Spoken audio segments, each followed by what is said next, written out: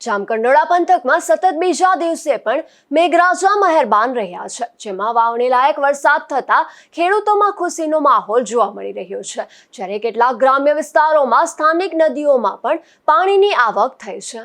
જામકંડોળા પંથકમાં સતત બીજા દિવસે પણ વરસાદી માહોલ યથાવત રહ્યો છે।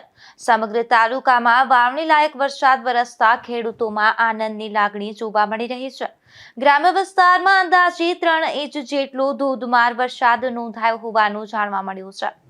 દળવી, રાજપરા, બોરિયા, રાયડી સહિતના અનેક ગામોમાં મેઘરાજાએ મન મૂકીને વરસતા ખેતરોમાં પાણી ભરાઈ ગયા છે।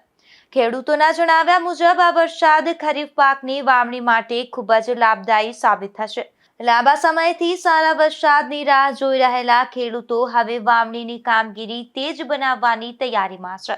ધોધમાર વરસાદને પગલે જામકંડોળા તાલુકાના દળવી ગામની સ્થાનિક નદીમાં પણ પાણીની સારી આવક થતા પૂર જેવી સ્થિતિ સર્જા હતી।